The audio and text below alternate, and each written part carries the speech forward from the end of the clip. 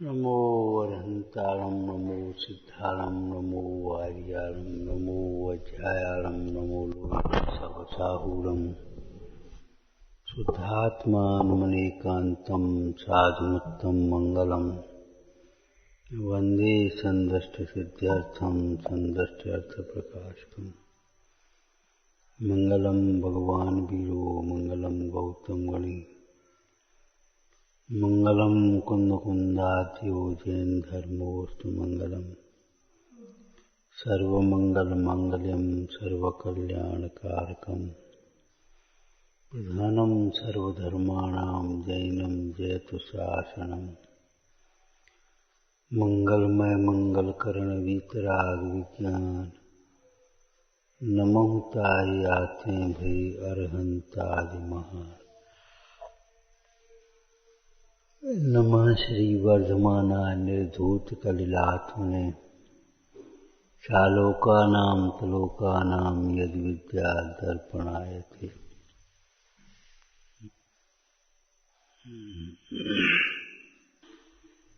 आचरण के लिए भी ज्ञान चाहिए और सच्चा ज्ञान चाहिए। तो प्रतिज्ञा लेने के लिए छोटी सी भी प्रतिज्ञा को छोटा नहीं समझना।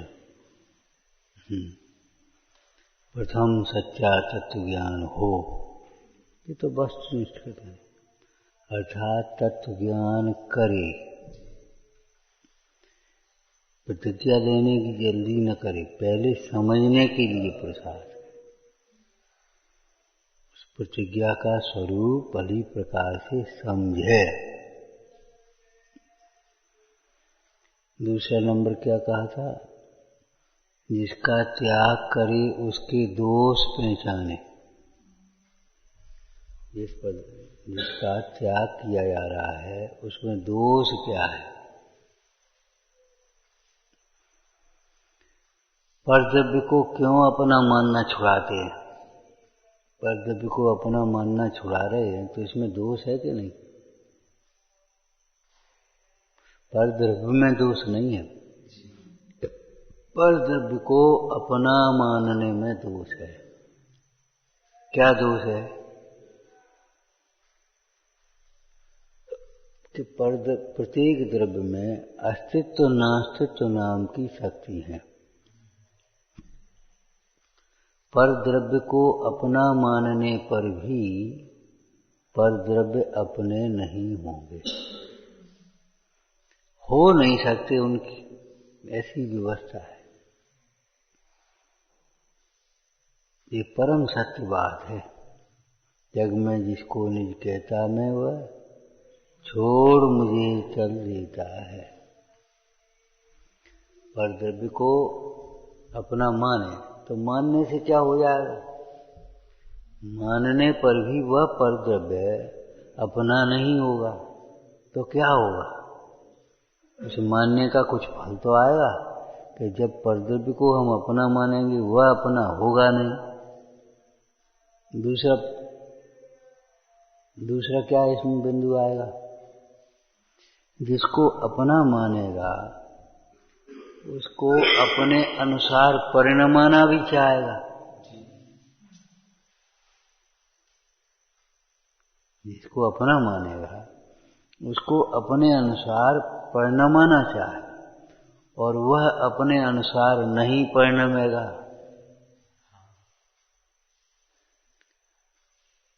उसको अपने पास ही रखना चाहेगा और वो अपने पास नहीं रहेगा। तब क्या हुआ? आकुलता हो,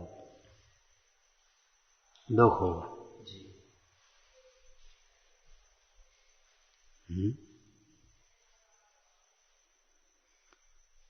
इसलिए परद्रव्य को अपना मानना छुड़ाते हैं।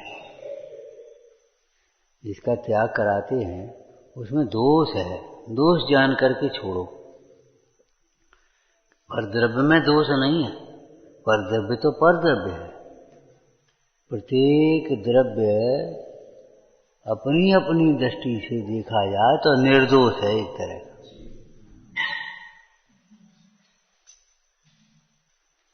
उस परद्रव्य को अपना मानना ये महादोष है।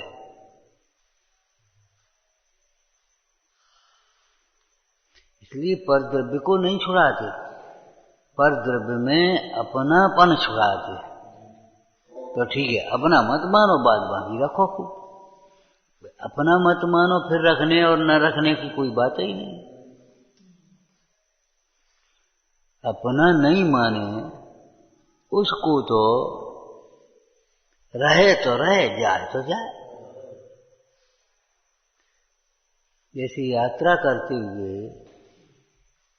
अनेक व्यक्ति साथ में बैठे, उतर जा, चाहे यहाँ उतर जा, चाहे यहाँ चले जाए, और एक बच्चा साथ में है, वो अपने पास बैठा है, और जैसे कहाँ गया,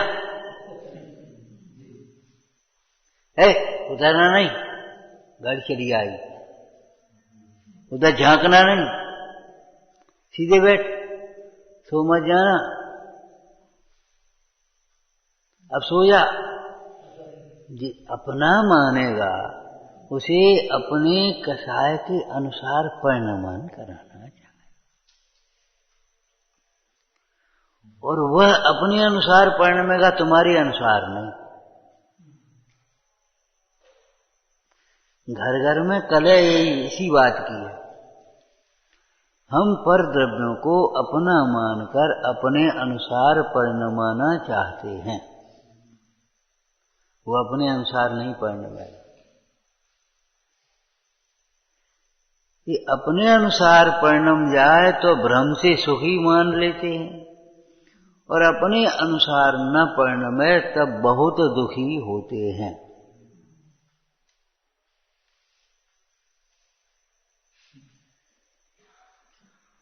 इस परद्रव्य में समूह की अपेक्षा एक शरीर भी है। उस शरीर को अपना माने और शरीर को अपने अनुसार परिणमाना चाहे, तो शरीर की अवस्था तो अपने अनुसार होगी, अपने अनुसार माने शरीर के अनुसार होगी। निमित्त की अपेक्षा शरीर की अवस्था कर्म के अनुसार होगी। जिस कर्म के उदय से शरीर मिला है, वो कर्म के अनुसार शरीर की अवस्था होगी। अब जब शरीर की अवस्था तुम्हारे अनुसार नहीं होगी, तब तुम दुखी होगे।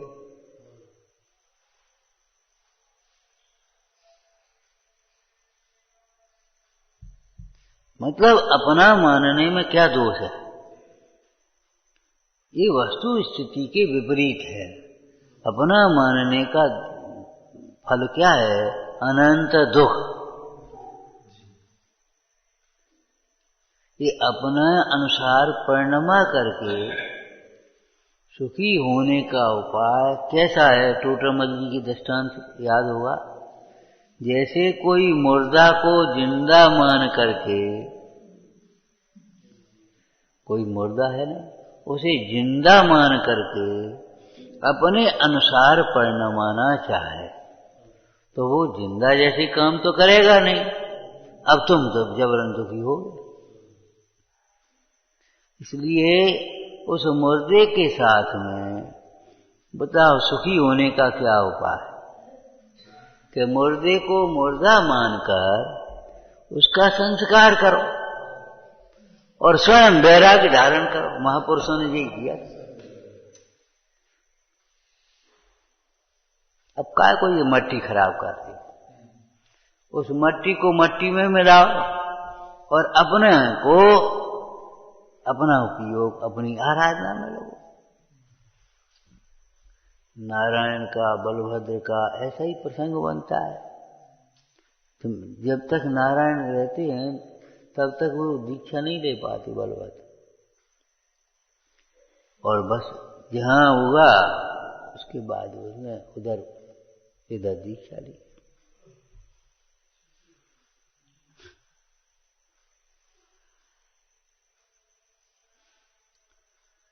पर को पररूप जानना, नियम करो कि पर को हम अपना नहीं मानेंगे।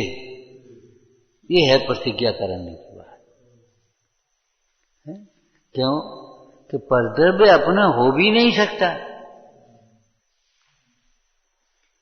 कि अपना माने उसके लिए सब कुछ कर रहे तो भी अपना नहीं होगा, तो भी अपना नहीं होगा। वह परद्रव्य तो परद्रव्य ही रहेगा।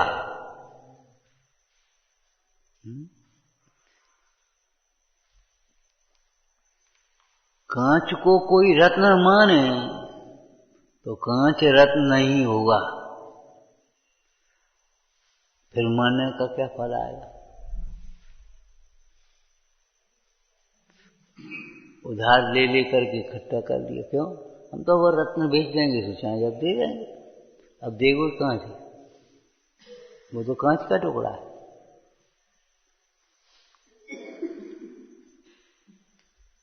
तो मूल त्याग तो मोह के त्याग की चर्चा। मोह त्याग में भी मुख्य चर्चा मिथ्यात्व के त्याग की है। तो परद्रव्य को अपना मानने का त्याग ये पहले नंबर का त्याग है।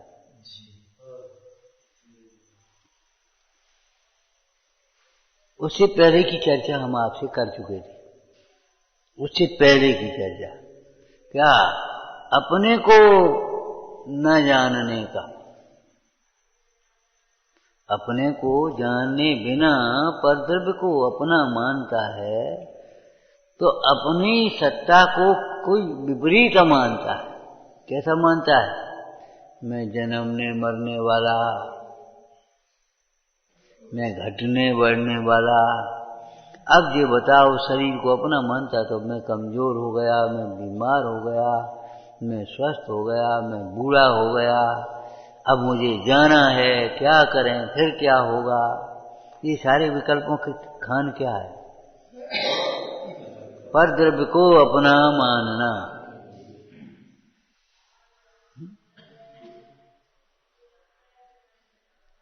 जो हो सके सो काम तो करो, और जो नहीं हो सके उसको करो तो कैसे करें? तो परद्रव्य अपना नहीं हो सकता। अच्छा, इसमें कोई द्वेष भी नहीं है उसका,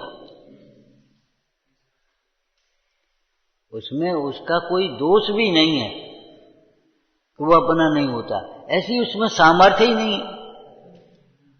हम ये कहते हैं, जैसे लौकिक में अपन किसी को बुला रहे, यहाँ आ जाओ, अब हम तो नहीं आ पा रहे, तो तुम ही पहुंच जा। ऐसा करते कि नहीं करते लोग में? चलो ठीक है, तो तुम नहीं आ रहे, अब हम ही आ रहे, ऐसे कर लेते? तो ठीक है, परद्रव्य तुम्हारा नहीं होता, तुम ही परद्रव्य को हो जा।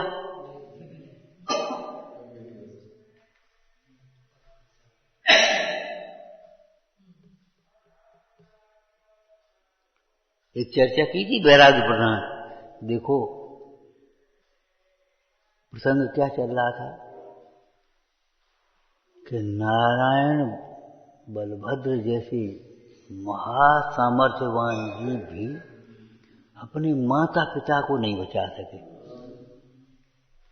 देखते देखते देखते देखते सुहा, द्वारका सुहाव नहीं बचा सके।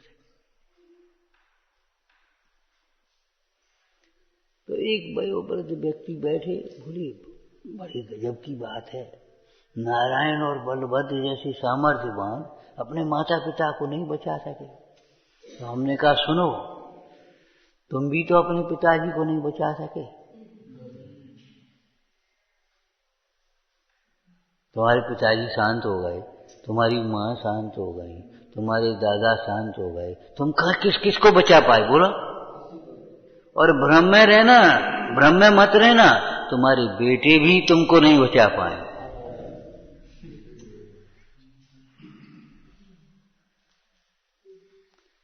जिसका संयोग है उसका वियोग होगा।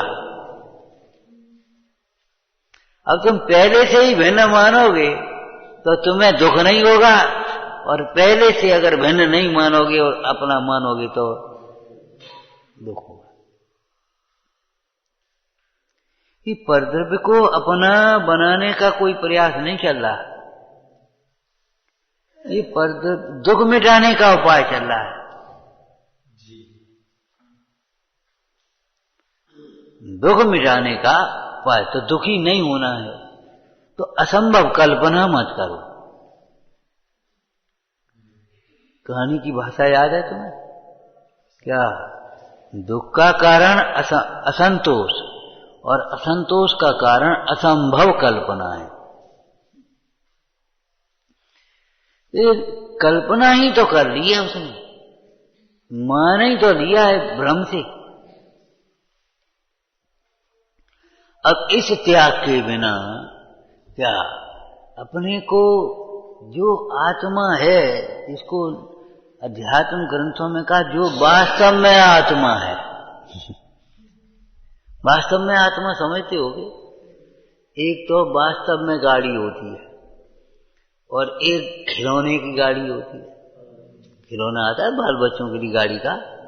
अब बताओ क्या करें? यात्रा करने में कौन सी काम आएगी?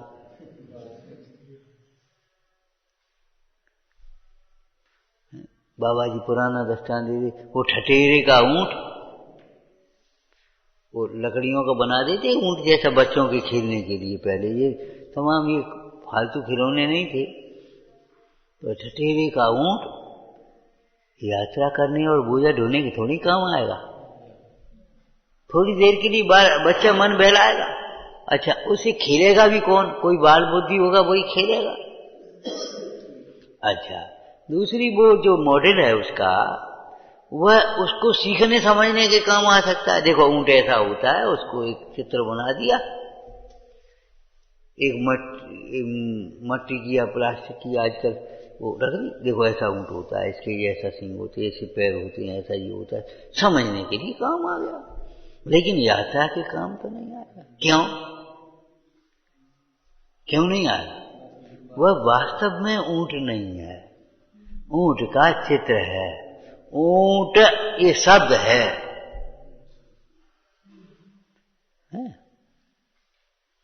ऊंट से मिलता जुलता कोई हो उसको ऊंट मान ले, नहीं बनेगी बात। ऊंट के भी एक अंग को ऊंट मान ले,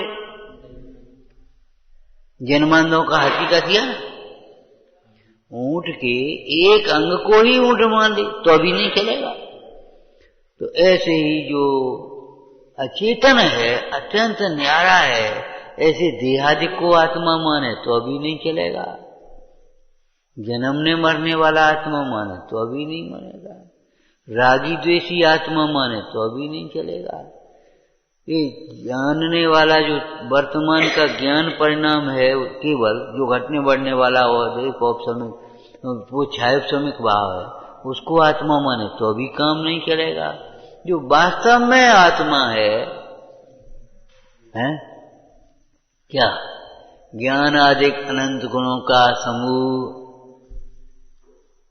अनादि अनंत अमूर्तिक प्रदेशों का पुंज, कैसा वास्तव में आत्मा है, भावांतरों से अगोचर परम भाव रूप जो आत्मा है, उसे आत्मा माने तो ये जीव कभी दुखी नहीं हो। क्यों? वह आत्मा सदा काल आनंद स्वरूप है, सुख स्वरूप है। जब वह सदा स्वरूप सुख स्वरूप है और सर्वांग सुख स्वरूप है, सर्वथा सुख स्वरूप है, तब उसका जो अनुभवन होगा वह दुख रूप कैसे होगा?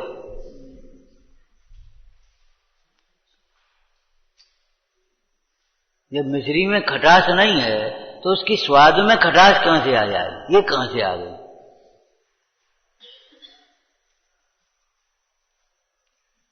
आत्मा में जो दुख नहीं है तो आत्मा का अनुभवन भी दुख रूप नहीं है। आत्मा आनंद रूप है तो आत्मा का अनुभवन भी। अब देखो, मिश्री को नमक आदि के साथ मिला करके स्वाद लेगा तो मिश्री का ओरिजिनल स्वाद तो नहीं आएगा, ये खटास खट्टा मीठा। और जो वास्तव में नहीं जानता है वह बच्चा ये समझ लेगा कि मिश्री ही खट्टी मीठी होती है। ऐसे जो अज्ञानी जीव है, कैसा अज्ञानी? जो देह को अपने में मिला करके अनुभवन करता है, वह आत्मा को ही थोड़ा सा जड़, जन्मने वाला, मरने वाला, मिलने वाला, बिछुड़ने वाला, सड़ने वाला, गलने वाला मान लेता है तो उसका जो वेदन है वह भी दुख रूप होता है। और वो क्या समझ लेता है कि आत्मा ही दुखी है, आत्मा ही दुख रूप है।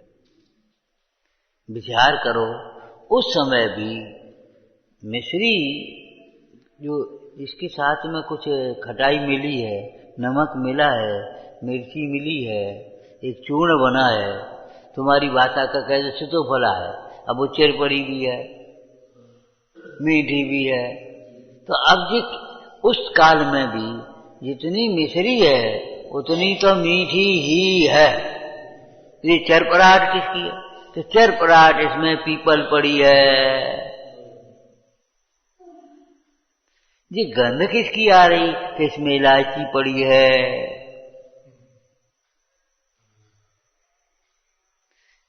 उस मिश्रण में भी, उस चूर्ण में भी जो मिश्री है वह तो मिठासमय भी है। ऐसे इस मेले में भी जो आत्मा है वह तो आनंदमय ही है। और हमको ये सोचना चाहिए, जब मिली हुई मिश्री भी अपना मिठास नहीं छोड़ रही है तो अकेली मिश्री कितनी मीठी होगी। जब इस अवस्था में भी वह जानना देखना नहीं छोड़ रहा है लक्षण, तो अकेला आत्मा कैसा ज्ञान स्वरूप होगा? अकेला ज्ञानमय, अकेला ज्ञानमय, बस जड़मय, रागमय, आकुलतामय का काम ही नहीं है, अकेला ज्ञान। कैसा वेद ज्ञान कराया आश्रव और आत्मा का। अमृतचंद स्वामी ने तो एकदम स्पष्ट ही खोल के लिख दिया। ये समझो लौकिक भाषा में कहें तो हथेली पर रख के आत्मा दिखाया। आश्रव तो जल में काई की तरह मलिन है और भगवान आत्मा तो सदाकाल अति पवित्र है। आश्रव तो अशुचि का तो आ गया ना, मलिन का। अब आगे चलो, पवित्र अशुचि एक ही हो गया ना। क्या बोल रहे हो? क्या तुम तो मगन हो गए खुशी में, भूल गए। बोलो बोलो क्या हुआ आगे? आश्रव तो अचेतन है। ये कसायों में ज्ञान नहीं है। अरे अजीब में तो ज्ञान है ही नहीं, आश्रवों में भी ज्ञान नहीं है।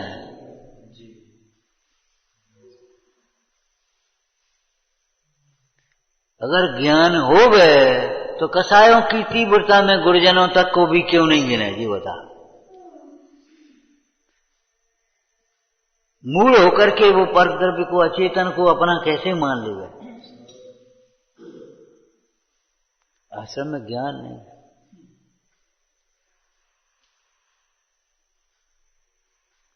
आश्रम में माने मोह में ज्ञान नहीं रहता कि मैं कौन हूं और ये मोह किससे मोह कर रहा हूं। ये मोह अपना हो भी सकता है कि नहीं हो सकता। भ्रम से अपने को कर्ता मान रहा, उसको ज्ञान है कि हम कर्ता नहीं। ये परिणमन स्वतंत्र हो रहा है। हम अपना परिणमन कर रहे, वो अपना परिणमन कर रहा है।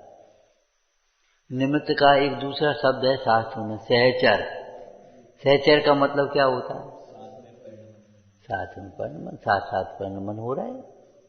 उसका दृष्टांत आपको दिया था। देखो भाई, चाहे आप अकेले जाओ यात्रा करने के लिए और खोटे स्थान पर हम काहे को भेजें? हम तो शिखर जी की वंदना कराने के लिए आपको पहुंचा रहे हैं। आप अकेले जाएं और चाहे 500 आदमियों के साथ जाएं, अपने पैरों से चलेंगे किसी और से चलेंगे? बस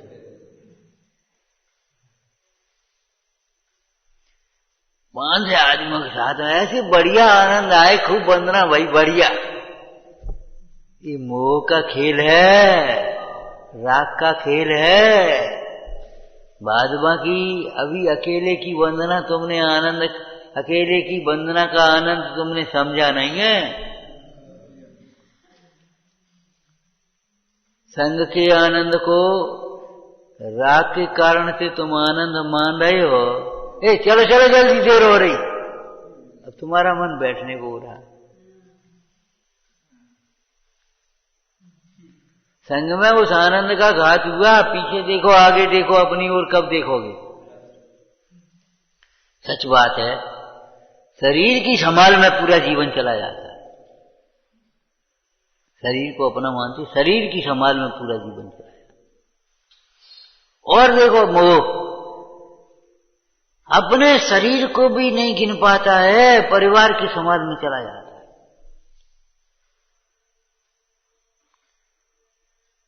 पैसा के चक्कर में जीवन चला जाता है, शरीर बिगड़ जाता है। न खाने की सोच, न पहनने की सोच, पैसा पैसा कमाने में लगे रहे, धन लगी मकान बनाने में लगे।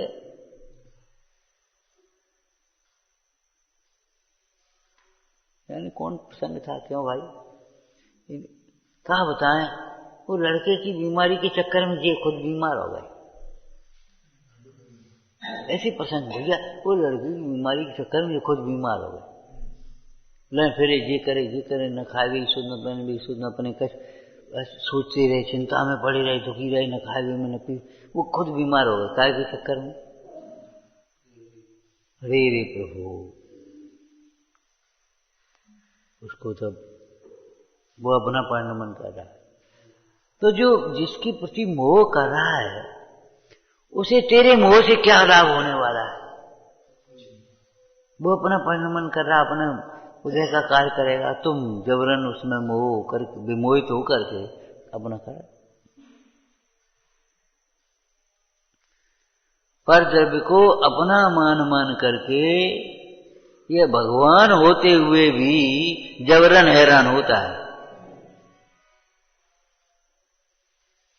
क्या कहा है, पर द्रव्य को अपना मान करके ये जीव भगवान होते हुए भी जबरन हैरान होता है।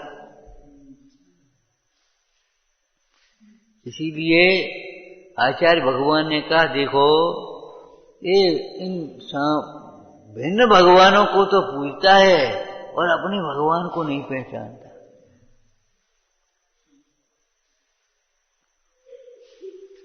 व्यंग की भाषाएं तो बहुत हैं। आज के धर्मात्मा जीव अब क्या कह रहे हैं, पाषाण को भगवान तो बना दिया और अपने को इंसान न बना पाए।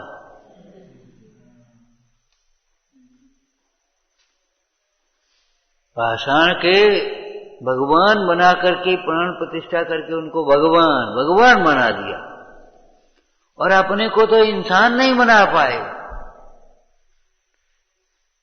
जैन नहीं बना पाए, श्रावक नहीं बना पाए।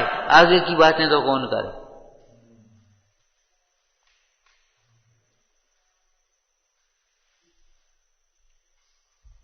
कैसी विडंबना, अंतर के भगवान को नहीं पहचान पा रहा और बाहर में भगवान देख रहा। इसलिए बड़ी मर्म की लाइन है ये। क्या जिनालय में विराजमान भगवान भी देहालय में विराजमान भगवान को समझने के लिए हैं, समझा रहे हैं। जिनालय में या देवालय में विराजमान देव भी, भगवान भी तेरे देह में विराजमान भगवान को समझने के लिए हैं। मोह के कारण ये जीव मोह, ये दोष है, ये बड़ा दोष है।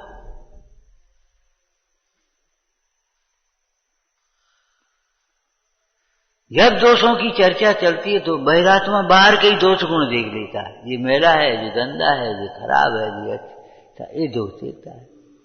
अरे दोष देखना क्या दोष है, उसके लक्ष्य से तेरी परिणति में जो मोह उत्पन्न हुआ, राग उत्पन्न हुआ, द्वेष उत्पन्न हुआ, वे दोष हैं।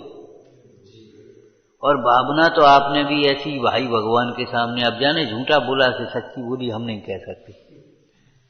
रागादिक दोष हरिये परमात्म निज पद दिए। हम ये पूछ रहे हैं, रागा तुम पढ़ रहे हो, ये समझा भी है तुमने ये रागादि दोष है, ये राग दोष है राग करना, ये दोष है। जैसे किसी स्त्री की ओर देखना, पर स्त्री की ओर देखना, ये कुशील नाम का दोष है कि नहीं? किसी स्त्री की ओर देखना, कैसे देखना? खोटी दृष्टि से देखना। कैसी दृष्टि से देखना? खोटी तो ये शब्द कह दिया तुम, और बताओ उसको खुलासा करके, कैसे देखना? ये बहुत सुंदर है, ये मुझे मिल जाए तो आनंद आ जाए। सुख की दृष्टि से देखना, सुख की कल्पना करना। स्त्री को देखना माने उसमें सुख देखना, ये दोष है, कुशील नाम का दोष है ना। ऐसे ही परद्रव्य मात्र को अपना देखना, उसमें अपनापन देखना, ये अपना है, ये मिथ्यात्व नाम का दोष है।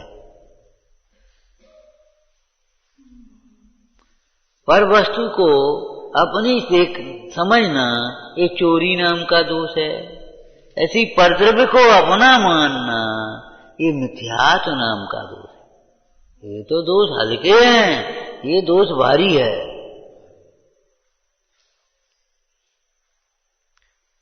भारी शब्द का प्रयोग याद होगा तुम्हें, कहाँ लिखा है? हम दोष किए अति भारी, सुनिए जिन अरज हमारी।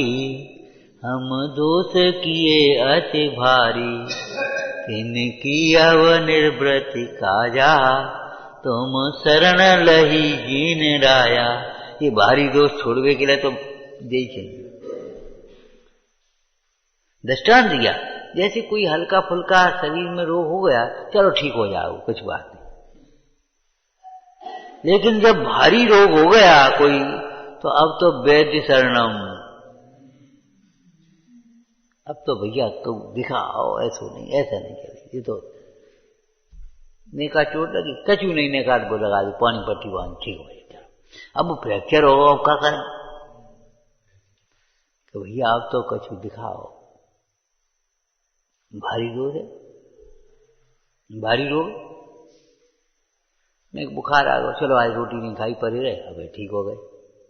अब हमारे भैया ये तो टाइफाइड हो गया, डेंगू हो गया, फलाना हो गया, आज की बात नहीं, अब तो कोई दिखाओ भैया। तो इस शैली के प्रयोग हैं ये। सुनिए जिन अरज हमारी, हम दोष किए अति भारी। तिनकी अब निर्वृति काजा, तुम शरण लही जिन राया। हे जिनेन्द्र देव, आपकी शरण के बिना ये भारी दोष मिटने वाले नहीं। ये भारी दोष है। क्यों? एक बहुत खराबी है को दुनिया इन दोषों को दोष नहीं मानती। ये मोहियों का समूह इस दोष को दोष ही नहीं मानता।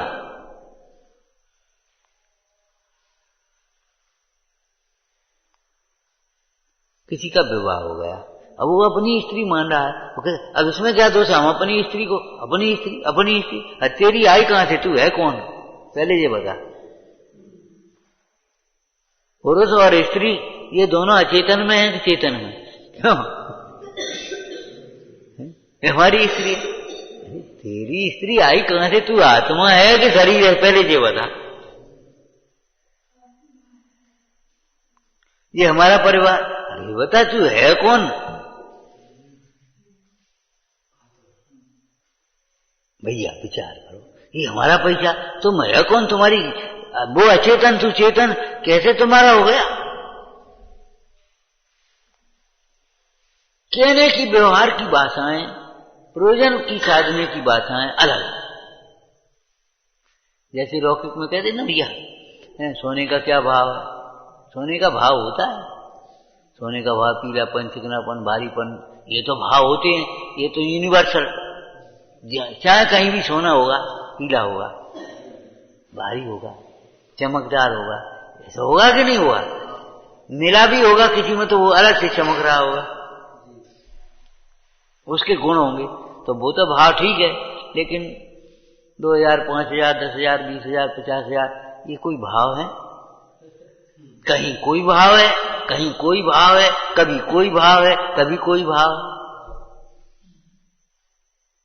अमेरिका में कोई और भाव, यहाँ कोई और भाव, आज कोई और भाव है, कल कोई और भाव। ये कोई भाव है? इनको आप अर्थशास्त्र की भाषा में कहें तो विनिमय के साधन है ये तो। ये कोई भाव होते हैं? चक्कर क्या भाव? आज कुछ भाव है, कल कुछ भाव है, कहीं कुछ भाव है, कहीं कुछ भाव है। ये कोई भाव होते हैं?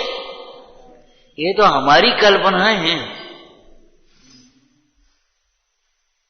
एक दृष्टांत दिया तो तुम्हें याद, एक राजा को एक धुन सड़ी कि बहुत लोगों से अपन मिलते, अपन से बहुत लोग मिलते हैं, बहुत दिन हो गए, सब हो गया जो कुछ भी, अब अपने को तो ईश्वर से मिलना है,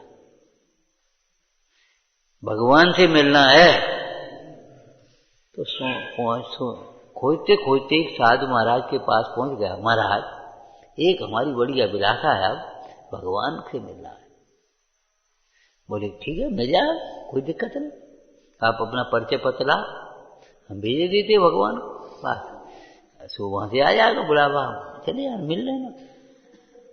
एक शैली समझने की, सो उसमें परिचय, मेरा नाम ये है, पिता का नाम, आयु, राज्य, अमुक देश का राजा हूँ, फलाना हूँ, ये हूँ, मन लिख करके बोल दे दियो। साधु महाराज तो वैसे ही नाटक किया देखने का, बोले ये पता तो तुमने गलत लिख दिया, ये पता तो तुम्हारा गलत है भाई, मेरे कैसे पाओ? पता सही देखो। बोले साहब बिल्कुल सही है, सही है, ये बताओ तुमने ये नाम, मेरा नाम लिख दिया, अब इस नाम की जगह कोई और नाम होता तो तुम्हें क्या फर्क पड़ता? कल से हम तुम्हें कल्लू कहने लगेंगे तो क्या फर्क पड़ जाए? क्या फर्क पड़े? बोल। अरे नाम तो हमने एक संबोधन के लिए रख लिए, इन नामों से कोई मतलब बढ़ता है? कई लोगों के घर के नाम अलग होते हैं बोलवे के, और स्कूल के नाम अलग लिखने के होते। अब क्या फर्क पड़ गया? तो दो हैं कि एक है? तो भाई तुम्हें दो नाम, यहाँ घर है हम आए जय नाम से कहते हैं और वहां वो नाम से कहते हैं, तो एक नाम तुम्हारा गलत हो गया। ये नाम तुम्हारा सही नाम नहीं है, क्योंकि जिसने नाम रखा है वो संबोधन के लिए लिखा है, उस नाम से तुम्हारा कोई संबंध नहीं है। तुम्हारा इस नाम की जगह कोई नाम होता है, इससे क्या मतलब? अरे ये तो खैर हमारी लौकिक चर्चा है, हमारे यहाँ तो नाम निक्षेप की पूज्यता ही नहीं है। शास्त्रीय भाषा में देखा, नाम निक्षेप की पूज्यता नहीं है। और हमें अध्यात्म शास्त्रों की टीका में पढ़ा भी होगा तुमने, नमः समय साराय स्वानुभूत्या चकास्ते। तो आचार्य भगवान ने मंगलाचरण लिखा, नमस्कार किया, तो पंडित जयचंद जी ने भावार्थ में इसको एक प्रश्न उठा दिया, किसी का नाम लेकर के तुमने नमस्कार नहीं किया? महावीर नमः श्री वर्धमानाय, नमः श्री पार्श्वनाथाय, नमः श्री नेमनाथाय, नमः श्री कुंद कुंद, ऐसा तो कुछ लिखा नहीं। कि नाम लेने में कोई किसी नाम से पुकारे, कोई किसी नाम से पुकारे, हमें क्या फर्क पड़ता है? नाम लेने में लोगों को विरोध आता है। और जैन दर्शन में तो स्वरूप की पूज्यता है। हमें स्यादवादी जैनों को तो, कितनी बढ़िया पंक्ति है बोलना, स्यादवादी जैनों को तो वीतराग सर्वज्ञता इष्ट है, बाद बाकी तुम किसी नाम से पुकारो, हमें कोई दिक्कत नहीं। बुद्ध वीर जन हर हर ब्रह्मा या उसको स्वाधीन कहो, भक्ति भाव से प्रेरित हो यह चित्त उसी में लीन रहो। कोई नाम से कह दो, कोई फर्क नहीं है।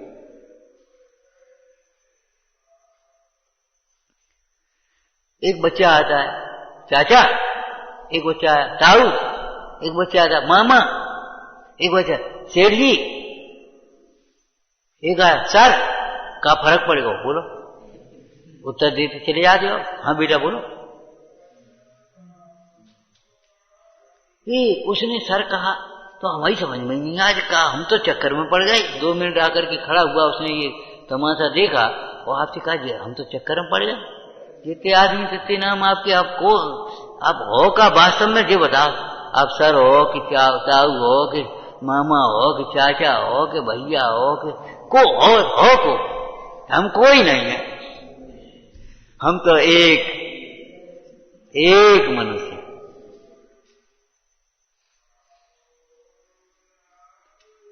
अब ऐसे ही जो पर्याय मिली उसी पर्याय से नाम के ठिकाने पड़ गए।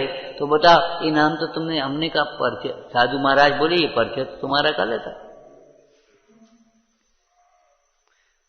तुम अमुक देश के राजा हो, तो अमुक देश के राजा कब से हो गए तुम?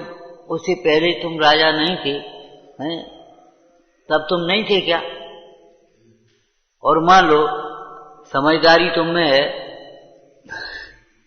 समझदारी समझ गए क्या कहना है? मरे के बाद नहीं, जिंदा पे तुमने राज्य अपना बेटे को दे दिया, ले बेटा अब तुम संभालो, हम राम भजन करेंगे। तो तुम नहीं रहोगे? राज्य का राजा तो अब बेटा बन गया, अब तो तुम नहीं रहोगे क्या? मेरी इतनी प्रॉपर्टी है और मान लो प्रॉपर्टी बीच में ही तो मिल गई है, अगर मान लो चली गई तो तुम नहीं रहोगे क्या? ये तुम्हारा पता तो गलत लिखा है। राजा सोचने लगा, महाराज आप कह तो कुछ सही रहे कि कुछ नहीं, बस पूरा सही कह रहे हैं, कुछ सही नहीं। तो फिर क्या होगा?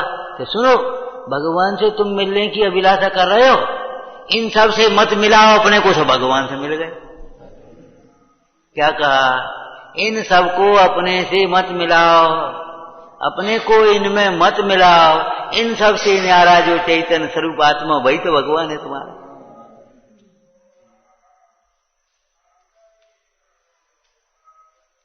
अब तुम्हें मिलाकर के देखने की आदत पड़ गई है, तो जब मिलाकर के देखोगे तो तुम्हें भगवान का दर्शन कैसे हुआ? तुम्हें लगेगा ही नहीं हम भगवान, कभी नहीं लग सकता। कि साहब जब वितरागी सर्वज्ञ हो जाएंगे तब तो लगेगा कि तुम हो कैसे आगे वितरागी सर्वज्ञ। देह को अपना मानने वाला जी करोड़ों तपस्या करने पर भी वितरागी होता है क्या?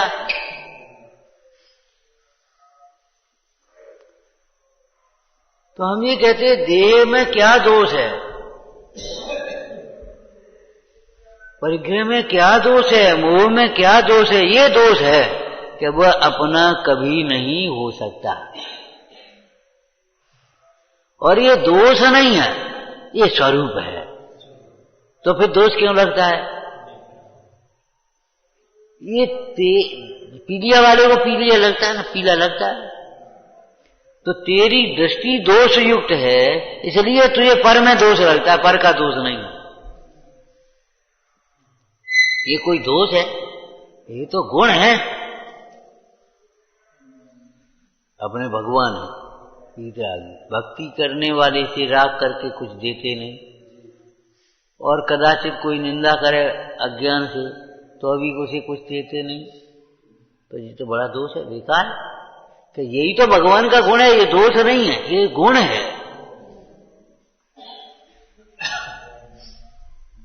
क्या कहा? ये दोष नहीं है, ये क्या है? गुण है। अगर देने लगे तो कैसे, कहां से ला के देंगे? कैसे देंगे? जिसके पुण्य का उदय नहीं है उसको कैसे देंगे? जो होता पुण्य के उदय के बिना लौकिक में भी कोई कुछ देना भी चाहे तो देगा कैसे? ये बता। बाह्य सामग्री की बात कह रहे, अब अंतर का बोलो, घातिया से बोलो। कोई मोही जीव को वैराग्य देना चाहे कैसे देगा? ज्ञान देना चाहे कैसे देगा? वो स्वयं नहीं दे सकता। न समझे कौन समझाएगा?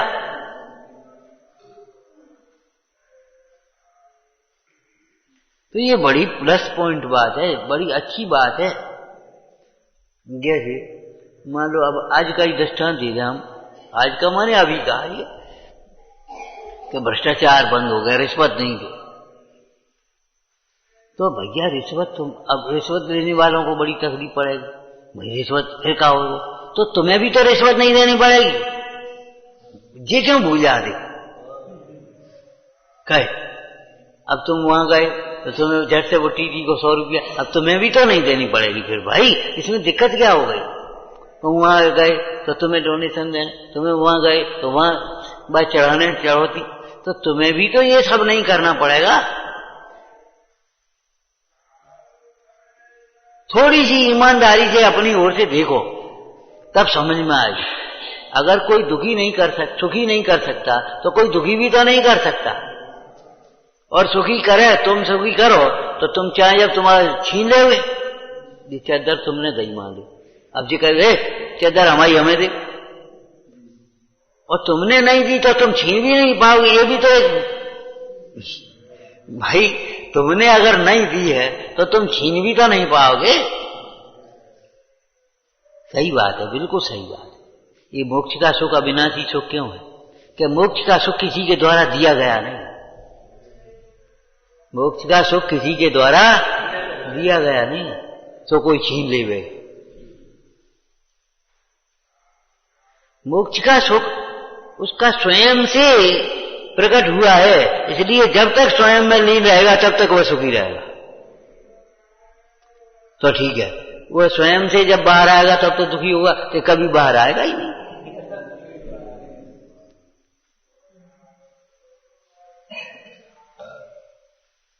तो ये मोह का दोष है, परद्रव्य का दोष नहीं है। ये क्या दोष है? मोह रूप दोष है। हम दोष किए अति भारी भारी दोष है। इनकी बसीभूत होकर के जितनी भी प्रवृत्ति है सब दोष रूप है, ये समझ।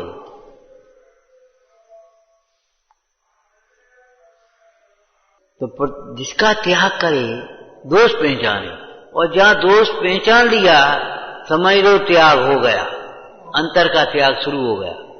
अब बाहर में जब त्याग हो पाएगा तो हो पाएगा। क्यों? मूल त्याग क्या था? अज्ञान का त्याग। दृष्टांत बोलो, समयसार जी का दृष्टांत भी है। जैसे कोई पराये वस्त्र को अपना मान करके ओढ़े था या पहने था,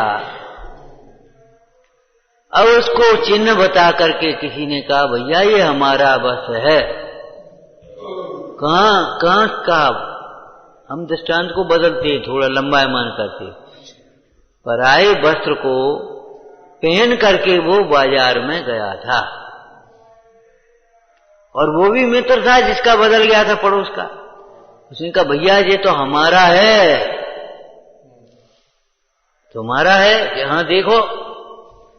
तो उसने उस चिन्ह से ये पहचान लिया ये इसी का है, तो उस सही समय तो नहीं उतार देगा वहीं,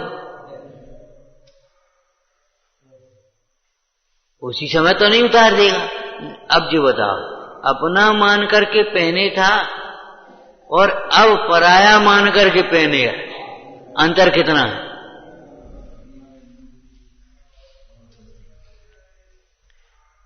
पराया मान करके पहने है और अपना मान करके पहने था, अंतर कितना था?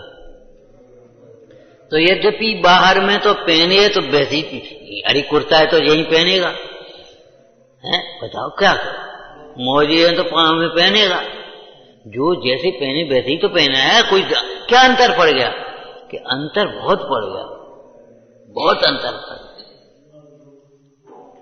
उसको अपना मान करके पहनना था, अब पराया मान करके पहना है, तो उसको एक लगन भीतर में लगन लग गई, ये पराया है, चलो भैया जल्दी से घर पहुंचे और इसको बदलें, इसको उतारें, छोड़ें। यही तो है।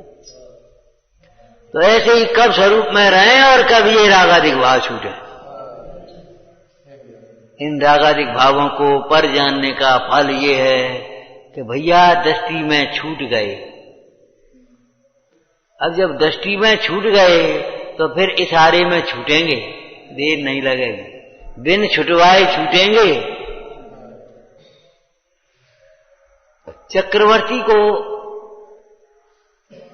चक्रवर्ती का जो वैभव है, ज्ञानियों के हम वैभव कहते हैं, अज्ञानियों का परिग्रह कहते हैं। अब राग की अपेक्षा उसका भी हम परिग्रह कह दे रहे। तो ये 6 खंड का बताओ कितना बड़ा। अब धीरे धीरे तो छूटे, वो एकदम छूट जाएगा।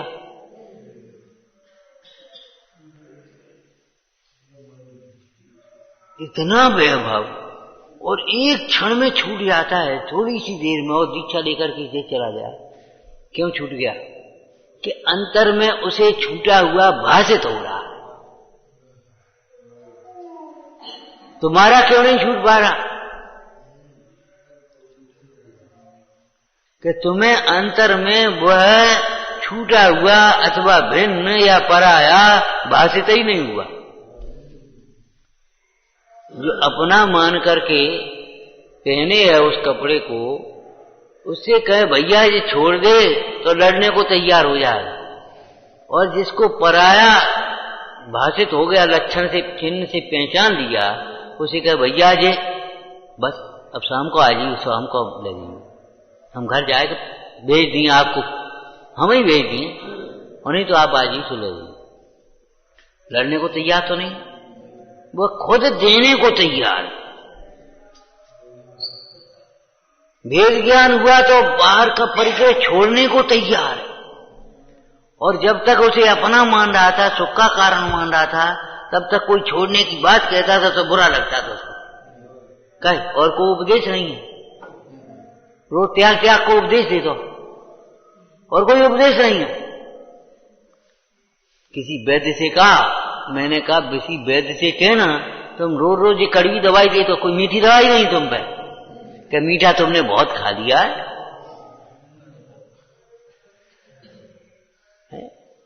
मीठा बहुत खा लिया तुमने, अब डायबिटीज हुई है, अब तो भाई मीठी दवाई हम कहां से लाएं? रोज रोज कड़ी चीज बता देते हो, कि करेला ले लो, कि नीम ले लो, कि गिलोय ले लो, कि फलानी चीज है। कड़वी कड़वी चीज, एक आध मीठी चीज नहीं है भैया। मीठी वस्तु इस रोग की औषधि नहीं है। चाहे किसी वैद्य के पास जाओगे, वो बताएगा तो ये क्या उपाय है बताओ।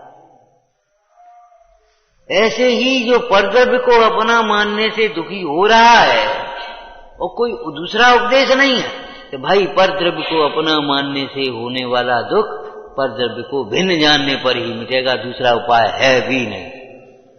राग से होने वाला दुख त्याग के बिना कैसे मिटेगा? इसलिए उसे त्याग के उपदेश में, हाँ बोलो क्या कहें, जिसने उसको अंतर में भिन्न जाना है, ये जाना है, उस ज्ञानी को त्यागी के दर्शन में आनंद होता है, त्याग का उपदेश सुनकर के आनंद होता है, त्याग की स्वयं की भावना होती है। उसने जरा सा इशारा किया, ये तो तुमने हमारे मन की बात कह दी।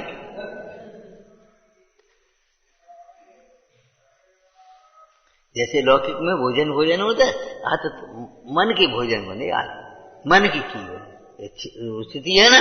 तो ऐसे ही है पद्म पुराण में क्या कहा, राजकुमार से वो कह रहा था, हंसी कर रहा था, ऐसे देख रहे जैसे अभी मुनि हो जा रहे।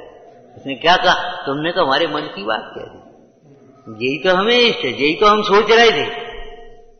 तो ऐसे ही कब छूटे ये तो हम सोच रहे थे, छूटा हुआ है ये सोच रहे थे।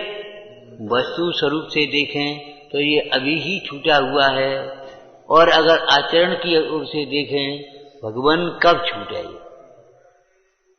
कब छूटे, कब अपना उपयोग इससे समझे। इनमें बिखरा हुआ उपयोग दुखी कर रहा है, चंचल हो रहा है। ये उपयोग कब अपने स्वरूप में एकाग्र होवे, कब अपने आनंद रस को वेदूं अपने घर में रहते हुए, ये भावना उसकी जग रही थी। और जैसे ही मौका लगा, और देर नहीं लगी। और नहीं तो क्या करें, मजबूरी में छूटने का समय आता है। सो भी ये लगता भगवान अब छूटे जात, अब का करें। हाँ 6 महीना आयुष रह गई, तन की माला मुरझा गई, तब नाना विधि करत बिलाप, हाय भोग छूटे ये आ। आयु काल नजदीक आ गया, पूरा होने को है और छूटने का समय आया, अब घबरा रहा। तो ये वास्तव में छूट जाएंगे। अरे छूटे हुए जाने का तो उसको हर्ष होगा, और छूटे हुए नहीं आने का तो दुख होगा। और दुख किसी को इष्ट नहीं है, इसलिए जिन्हें दुख इष्ट नहीं है उन्हें छूटा हुआ ही जानना चाहिए। भैया पर को अपना मानने का, पर को अपने अनुकूल परिणमा करके सुखी होने की कल्पना का फल अनंत दुख है। ऐसा दोष जान करके इसका त्याग करो। विचार